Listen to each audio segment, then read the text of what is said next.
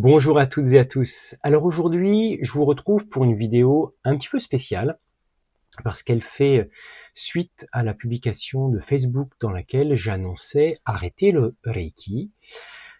Alors, l'idée, c'est au travers de cette vidéo de vous partager un petit peu ce qui a motivé cette décision et pourquoi j'en suis arrivé à cette conclusion.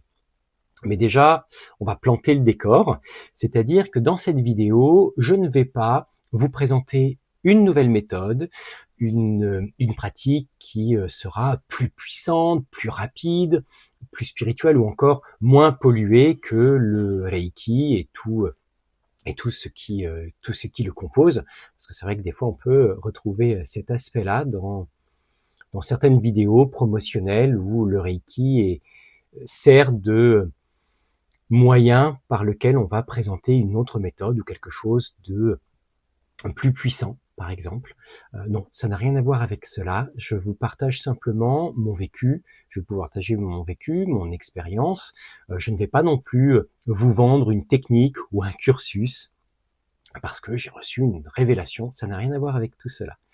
L'objectif, ça va être pour moi de vraiment partager ce parcours de 19 ans que j'ai eu dans le Reiki et par la même occasion de peut-être amener des éléments qui peuvent vous-même vous aider dans la voie que vous empruntez, que ce soit dans le cadre du Reiki, c'est-à-dire que si vous êtes praticien ou enseignant, si vous souhaitez peut-être vous initier à cet art japonais, ou encore vous êtes simple curieux, et que vous souhaitez un petit peu en apprendre davantage sur ce qui a motivé ce choix pour ma part, il faut savoir que les éléments que je vais quand même évoquer dans cette vidéo seront aussi des aspects que vous allez pouvoir employer ou tout du moins qui vont amener une certaine forme de réflexion par rapport à la voie que vous pouvez emprunter, que ce soit le Reiki ou autre.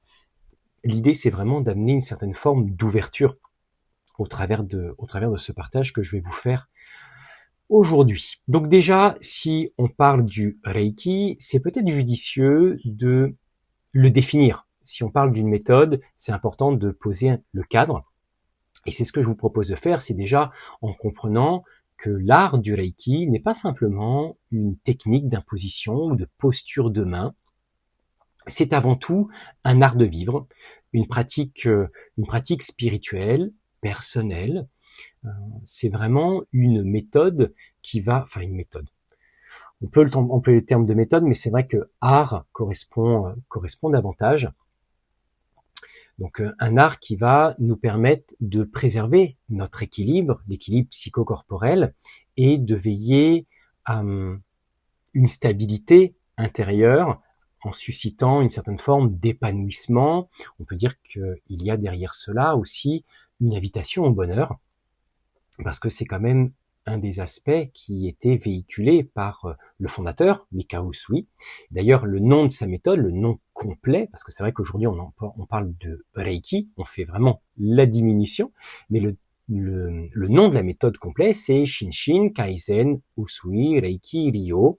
Et donc, on définit cette phrase par la méthode d'Usui pour l'amélioration du corps et de l'esprit par l'énergie spirituelle. Bon, vous allez peut-être trouver des définitions différentes par rapport à cette phrase, mais dans l'absolu, on a un petit peu la même idée. Et c'est vrai que vous avez peut-être remarqué que dans ce que je disais, le Reiki n'était pas défini comme une énergie universelle, mais bien une énergie spirituelle, une énergie de l'esprit.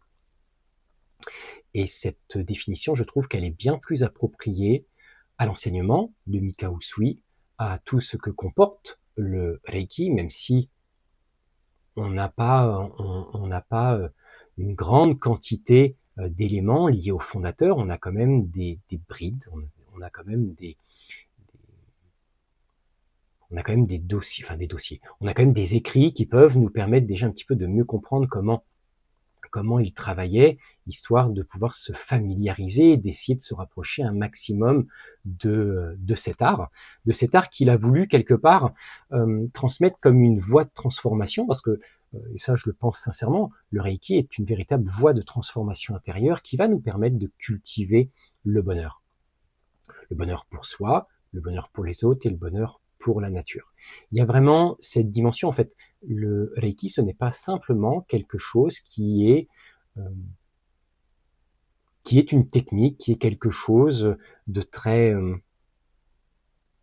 usuel. Voilà. On a quand même quelque chose à l'intérieur de beaucoup plus profond. C'est une voie spirituelle. Une véritable voie spirituelle qui amène à cultiver un sentiment de bien-être, que ce soit pour soi, que ce soit pour les autres et que ce soit pour la nature. Et c'est vrai que ce sont des aspects que l'on va retrouver, alors notamment parce que on est sur une pratique japonaise, donc il y a quand même cette culture qui peut être en arrière-plan, et on a aussi des éléments qui viennent s'ajouter, des éléments qui peuvent être issus du bouddhisme ou du shintoïsme, et qui donc vont un petit peu colorer. Et c'est vrai que Mikao Usui a voulu transmettre cela d'une manière laïque, que ce soit pour tous, et pas uniquement des personnes de nationalité ou de culture japonaise, de personnes qui sont inscrites dans la voie du bouddhisme, dans une ascèse particulière. Ça n'a rien à voir avec cela. Donc l'idée, c'était, voilà, à travers de cette slide-là, c'était de poser un petit peu le décor, sans rentrer dans les polémiques de non, le Reiki se définit pas du tout comme ça, c'est une énergie universelle, connectée à des guides, connectée à je ne sais quoi d'autre. Non, revenons peut-être un peu au principe de base, histoire de mieux comprendre de quoi il s'agit. Après, si cette définition-là ne vous parle pas et que celle que vous avez apprise est plus cohérente pour vous, ok, il n'y a aucun problème par rapport à ça. Mais si on parle de Reiki, je pense qu'il peut être aussi judicieux de faire une petite parenthèse avec ce que l'on nomme le Reiki traditionnel, qui est donc avant tout un terme qui est galvaudé aujourd'hui. On va le trouver dans plusieurs courants parce que c'est quelque chose qui est relativement à la mode, quelque chose qui est vendeur. On a quand même un aspect commercial derrière ça. Et c'est vrai qu'il est difficile de s'y retrouver parce que est-ce qu'aujourd'hui on a l'enseignement authentique de Mikao Usui? Eh bien non. Non. On n'a pas, comment je pourrais dire, on n'a rien qui peut nous affirmer, qui peut nous préciser, qui peut clairement expliquer comment Mikao Usui pratiquait le Reiki. On a des textes, on a des écrits qui nous aident un petit peu à y voir un peu plus clair, mais de là à dire qu'on a l'enseignement d'origine de Mikao Usui, ce n'est pas le cas. Et je pense qu'il est judicieux d'être très prudent par rapport à des écoles, par rapport à des fédérations, des instituts, des maîtres indépendants qui évoquent le fait d'avoir retrouvé, redécouvert l'enseignement d'origine et qu'ils en sont les détenteurs. Prudence. Vraiment, soyez prudents par rapport à ça, parce que c'est quelque chose qui peut être relativement déviant. Je pense qu'aujourd'hui, on peut simplement accepter honnêtement que nous ne possédons pas l'enseignement authentique, l'enseignement d'origine de Mikao Usui, mais que nous pouvons essayer de nous en rapprocher en suivant différentes voies, peut-être en faisant des ajouts, en faisant des recherches. Il y a vraiment cette idée d'exploration, et c'est vrai que même dans des écoles, c'est vrai qu'aujourd'hui on a plein de noms qui apparaissent. On a le Komyo Reiki, on a le Jikiden Reiki. Voilà, on a ces différentes voies traditionnelles qui arrivent, mais il faut bien comprendre que certaines d'entre elles vont davantage véhiculer l'enseignement de Shujiro Hayashi, qui était l'un des élèves de Mikao Usui et qui a ensuite créé sa propre école. Et donc aujourd'hui, on a plus un courant qui transmet la voix d'Hayashi, son enseignement, sa manière de pratiquer, que celle de Mikao Usui, parce que de là à dire, d'affirmer que l'intégralité de ces écoles transmet l'enseignement d'Usui, je pense que c'est peut-être un petit peu, ce n'est pas juste. Par contre, ce qui est intéressant, c'est d'avoir là des écoles qui n'ont pas bougé depuis, il me semble, les années 20. Donc on a quand même une certaine forme de tradition, qui est conservée. Voilà, cette notion de tradition. On a un enseignement qui est précieux, qui est là, qui va donc aider à cheminer, mais de là à affirmer et à dire que c'est l'enseignement d'Usui, je pense qu'il faut rester prudent, et c'est d'ailleurs pour cette raison que l'on a différents courants qui apparaissent aujourd'hui et qui sont quand même apparus il y a déjà quelques années. On va avoir des courants très épurés, par exemple le Jikiden, qui est un enseignement plus traditionnel, qui est lié à Hayashi. Donc là vraiment, je vous invite à aller vous renseigner. Vous pouvez notamment aller sur le site de Pascal Lemaire pour un petit peu en apprendre davantage. Elle a été l'une de mes enseignantes et c'est vrai que voilà, dans le paysage du Jikiden, on a, je dirais, un Reiki qui est épuré, qui va peut-être un petit peu plus à l'essentiel, qui est vraiment une voie. On peut vraiment la qualifier de voie spirituelle. Il y a bien sûr la partie j'allais dire de soin, mais c'est pas le bon terme. Il y a l'aspect de pratique pour soi et de pratique pour les autres. Donc vraiment, je vous invite à aller voir. Vous pouvez aussi prendre contact avec l'association O-Reiki, qui va également, qui enseigne également le Shikiden Reiki, et vous avez aussi l'école de Reiki intégrative, qui peut aussi vous donner des précisions par rapport à ça. Et c'est vrai que dans l'école de Reiki intégrative, vous allez retrouver les deux. Vous allez retrouver l'approche un petit peu plus traditionnelle et celle un petit peu plus moderne que certains qualifient de New Age. C'est-à-dire qu'il va y avoir des ajouts qui vont être présents. Et là encore, je pense qu'il est important d'être cohérent avec soi-même. C'est pas parce que ce sont des ajouts qu'il faut les rejeter automatiquement, mais certains de ces ajouts doivent être quand même observés et regardés avec les éléments, au regard tout du moins des éléments que nous avons de Mikao Usui. Parce que parfois, il y a une véritable dissonance dans ce qui est ajouté et dans ce qu'est la définition même du Reiki. Donc c'est important de faire attention à ça.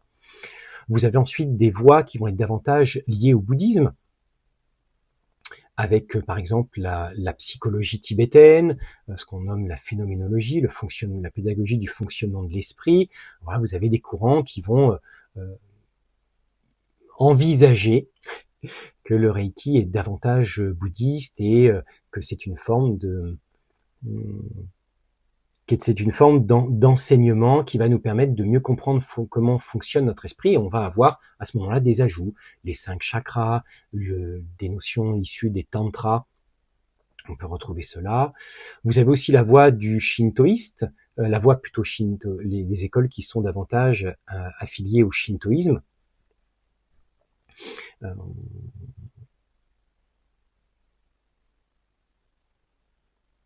Oui, je me dis que j'ai dû... Oui, laissez, hein, j'ai fait 2 fautes. Alors, il peut y avoir des écoles davantage shintoïstes, et là, on va retrouver par exemple la voie du Reiki de Franz Tien, l'un de ses derniers ouvrages, où il évoque la dimension du shintoïsme au sein du Reiki. Très intéressant. Vraiment, j'ai beaucoup aimé cette lecture. Et enfin, vous allez avoir les courants ou les écoles qui vont davantage s'orienter sur une vision thérapeutique du Reiki. Là encore, soyez prudents, parce qu'à ce moment-là, certains peuvent évoquer le terme de soignant en considérant les praticiens de Reiki comme étant des soignants. Ce n'est pas le cas. Le terme de soignant n'est pas à envisager dans le cadre du Reiki. Et donc, en fait, tous ces courants, ce sont quand même des moyens, je vais revenir juste en arrière, mais tous ces courants, quelque part, ils ont l'avantage d'exister et ils vont permettre de correspondre à des besoins en fonction de ce qui vous aspire, en fonction de ce dont ce qui vous nourrit, ce qui vous appelle. Vous allez peut-être trouver une voie plus intéressante qu'une autre. L'idée, c'est de ne pas non plus rester totalement hermétique dans ce que vous allez vivre, mais plutôt vraiment de vous y impliquer. Ça, c'est important. Et il faut savoir quand même que dans ce paysage du Reiki, il y a une coloration qui va être liée au parcours, aux expériences du praticien ou de l'enseignant. Par exemple, si une personne est davantage issue du bouddhisme, eh bien, elle va avoir tendance à envisager le Reiki avec ces éléments-là. Et par exemple, c'est le cas de Patrice Gros, et c'est vrai que ces ouvrages sont magnifiques. Peut-être qu'il y aurait besoin de les ajuster aujourd'hui, mais en tout cas, si vous cherchez vraiment à faire le lien entre le Reiki, le bouddhisme, les ouvrages de Patrice Gros font vraiment un lien. En plus, il aborde cela de manière très simple. C'est-à-dire que même si vous n'êtes pas familiarisé avec tous ces concepts, il est vraiment accessible. Donc voilà, vous pouvez. Et ce qui veut dire que le parcours personnel va colorer l'enseignement ou la pratique que l'on va avoir avec le Reiki, parce que comme je le disais précédemment, on n'a pas les éléments, les éléments d'origine de Mikao Usui. Et c'est ce qui fait que, par exemple, un psychologue ou un psychothérapeute qui s'intéresse au bouddhisme, eh bien, peut-être qu'il va envisager le Reiki uniquement sous cet aspect-là, et le Reiki sera à ce moment-là perçu comme une méthode de psychologie transpersonnelle. Voilà, pourquoi pas. On peut avoir vraiment tous ces éléments-là. Ce qu'il faut surtout faire attention, c'est que ce n'est pas parce qu'il s'agit d'une fédération, d'une école, d'un enseignant indépendant que c'est un gage de qualité. Soyez attentifs. Déjà, quand on commence à avoir des écoles qui critiquent les autres ou se mettent en avant parce qu'ils s'autoproclament être une référence en tapant sur les autres, c'est peut-être pas une attitude des plus saines. Donc, gardez l'esprit ouvert et expérimentez. Ça, c'est vraiment ce que je peux vous donner comme conseil, c'est d'expérimenter. Et donc dans mon parcours, comment est-ce que le Reiki m'a conduit ailleurs? Alors déjà, il y a eu des jalons sur ma route, des jalons que je n'ai pas du tout considérés à l'époque. En fait, la pratique du Reiki m'a progressivement amené vers d'autres horizons. Les jalons qui se sont posés au fil de tout ce parcours. Alors, bien sûr, il y a eu le Reiki tibétain, qui ne porte de tibétain que le nom, bien entendu. Il y a eu le bouddhisme. Il y a eu ces liens entre le Reiki et le bouddhisme, notamment avec les enseignements de Lama Yeshe et de son ouvrage Médecine Dharma, qui, petite parenthèse, Lama Yeshe est considéré quand même comme un imposteur, c'est-à-dire cet homme a reçu des enseignements, mais qui étaient plutôt reçus en channeling. Bon, il y a des choses qui sont intéressantes parce qu'il avait quand même une connaissance des tantras bouddhistes. On voit, il y a des choses de cette nature-là que l'on peut retrouver. Donc, tout cela un petit peu a jalonné, mes échanges aussi avec Pascal Trefingui à l'époque. Donc, il y a eu tous ces petits cailloux qui se sont posés et qui ont influencé un petit peu mon parcours et qui, avec le recul, je me dis qu'il me montrait déjà la voie, la direction dans laquelle j'allais m'orienter, mais j'en avais pas du tout conscience. C'est-à-dire que je dirais que j'avais une vision, j'avais pas une vision globale. J'étais dans ma voie, voilà, j'avançais sur ce chemin sans regarder ce qui se passait un petit peu autour, ou tout du moins ce qui commençait à se préparer. Et au fur et à mesure, en fait, je me suis rendu compte qu'il y avait une certaine forme de perte d'authenticité. Et c'est vrai que ça va me permettre là de faire juste une petite parenthèse avec la notion du papillonnage que l'on va beaucoup rencontrer dans le milieu du bien-être, et qui est le fait de passer d'une pratique à l'autre, de mélanger les approches, de collectionner les initiations, par exemple dans le Reiki, ou même dans le bouddhisme, de recevoir plein de transmissions, de divinités de pouvoir, et au bout d'un moment, en fait, d'en utiliser aucune. Et là, vraiment, il y a cette notion de... Si on veut qu'une voie soit féconde, je pense qu'il est nécessaire de s'investir pleinement dedans, d'avoir cette notion quelque part de discipline et de régularité, de pouvoir s'y engager pleinement. Et c'est vrai que cet aspect-là, je l'ai découvert avec la vidéo de Serge Augier dans Inexploré TV.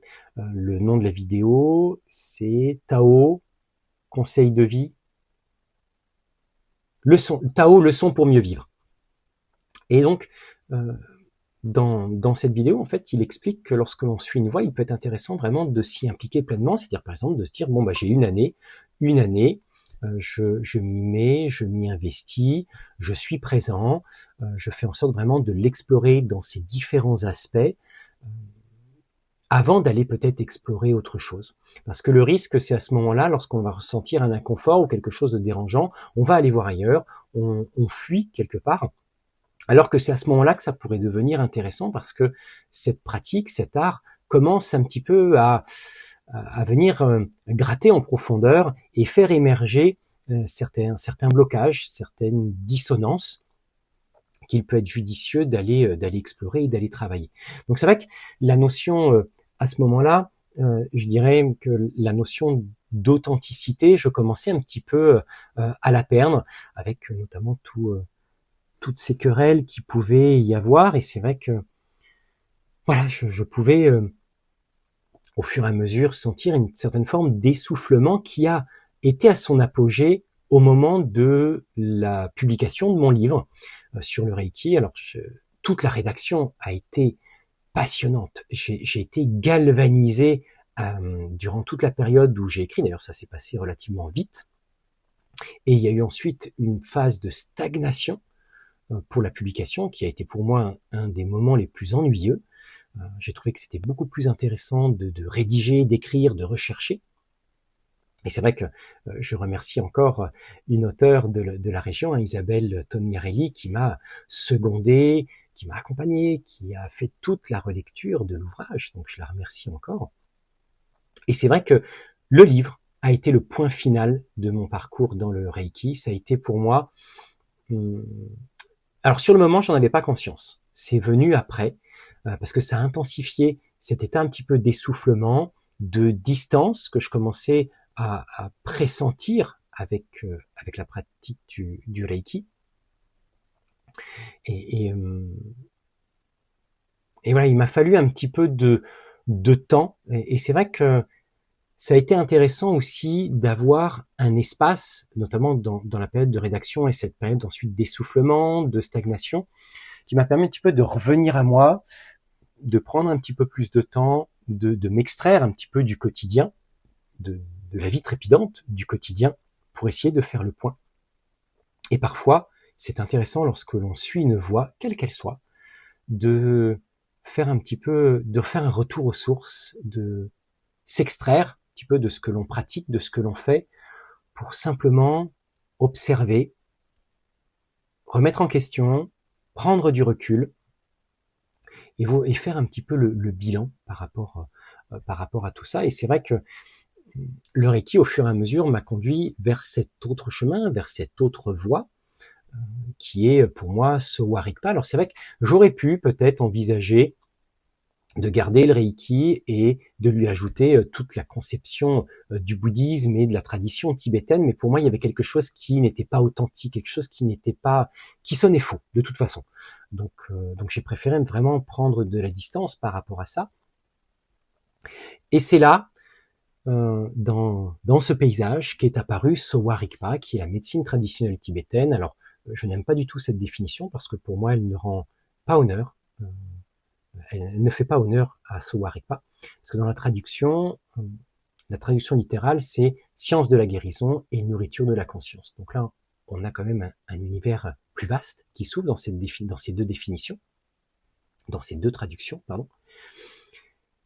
Et Sowa Rigpa, quand Sowa Rigpa est arrivé dans ma vie, j'ai commencé à sentir que quelque chose s'ouvrait. Au fur et à mesure que ça s'ouvrait, la porte du Reiki se refermait. Et là, j'ai découvert en fait des éléments qui venaient vraiment combler toute cette quête que j'avais pu avoir. Et le voile s'est levé, me permettant de voir l'ensemble, c'est-à-dire tous ces jalons que j'ai eus et qui m'ont conduit à cela. Il y avait même eu, j'ai même eu une anecdote avec l'astrologie uranienne, lorsque j'avais fait des consultations avec Kevin Meunier. Il y avait des paramètres qui sortaient déjà dans mon thème natal et dans l'analyse prévisionnelle, il y a des choses qui se regroupaient. Et là où j'en ai d'autant plus pris conscience, c'est fin d'année dernière avec le Yutok Nictic, c'est-à-dire qu'une configuration planétaire arrivait pour février. Elle avait déjà été présente il y a quelques années, ça avait correspondu notamment à l'enseignement de Sangye Menla et à son initiation le jour de mon anniversaire. Et là, il y avait quelque chose qui retombait, mais au mois de février, je n'avais rien de prévu. Et je vois apparaître les Nondro, une retraite de Nondro du Yutok Nictic. Alors les non-dro sont les pratiques préliminaires du Yutok Nyingtik. Et alors, si Sowa Rigpa est la voie thérapeutique, voilà, la manière de pratiquer entre guillemets, la médecine,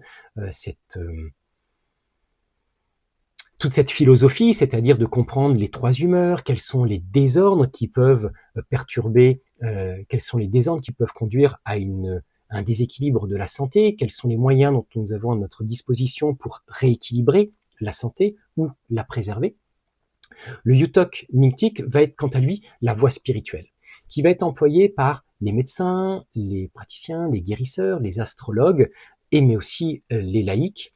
Et c'est en fait la partie spirituelle de Sowa Rigpa, donc de la thérapie tibétaine. Et on a à l'intérieur bon nombre d'éléments qui vont aider le praticien à cheminer, à travailler sur ses propres distorsions. Et c'est en fait un soutien.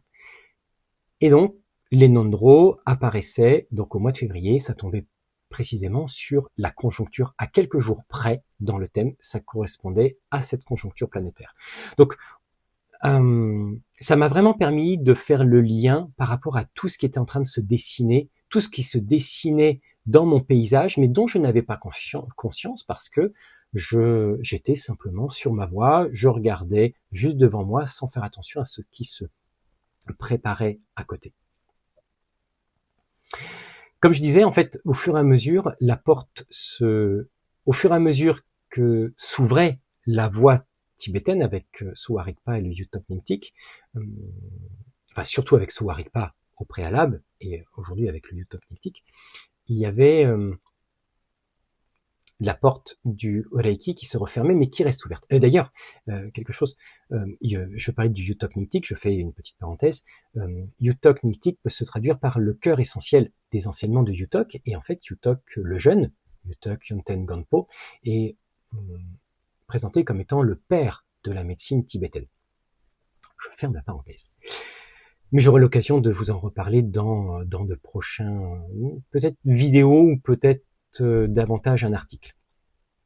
Donc la porte la porte du Reiki, elle reste ouverte, c'est-à-dire prendre la décision d'arrêter ne signifie pas renier ce que j'ai vécu, tourner le dos à cet art japonais que j'ai profondément aimé et pratiqué.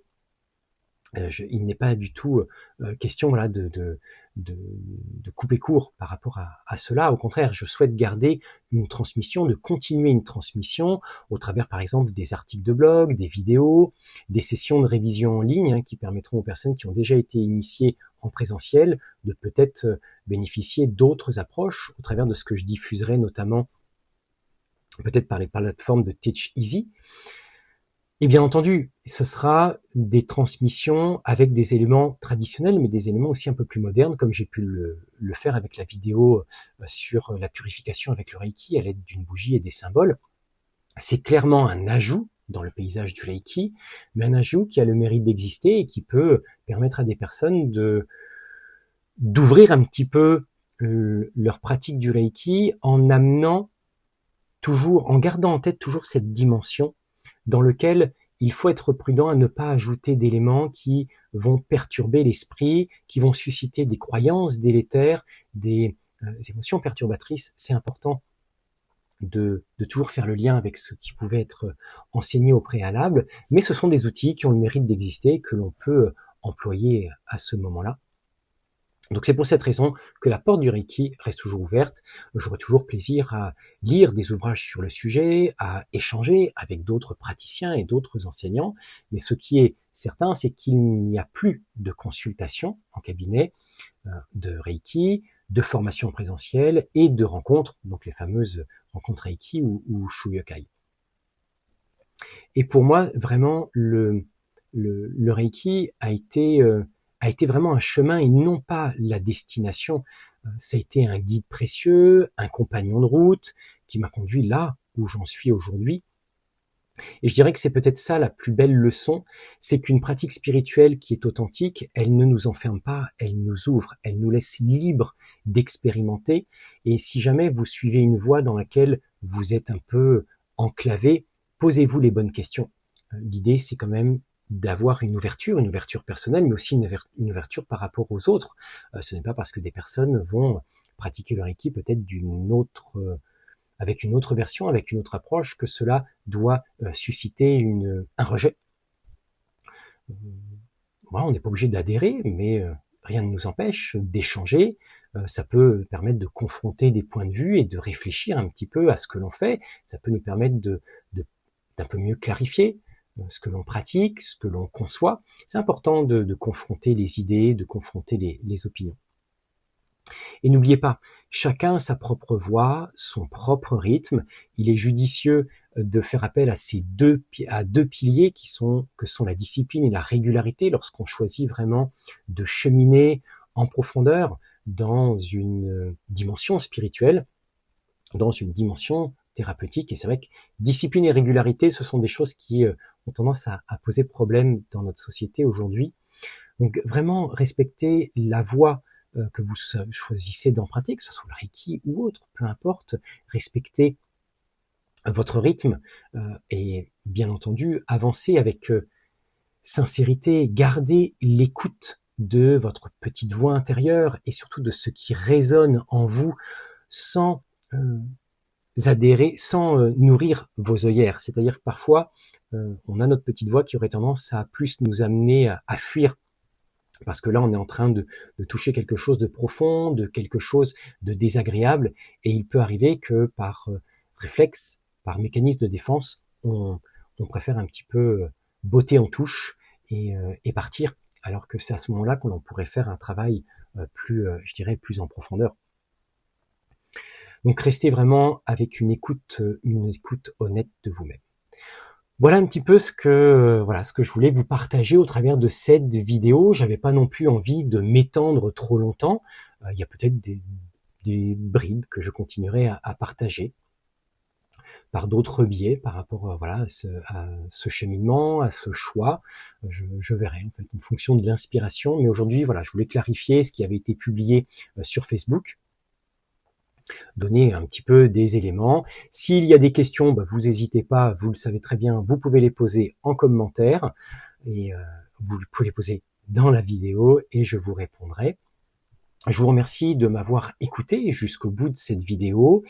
Je vous dis à très bientôt pour la suite de cette aventure, pour découvrir, bien entendu, des pratiques issues de l'Aiki, mais également de celles qui sont liées à Sowa Rigpa et à tout ce bagage que j'ai pu avoir au préalable et ce qui est en train de se dessiner aujourd'hui. Donc je vous remercie encore et je vous souhaite une très belle journée. Au revoir.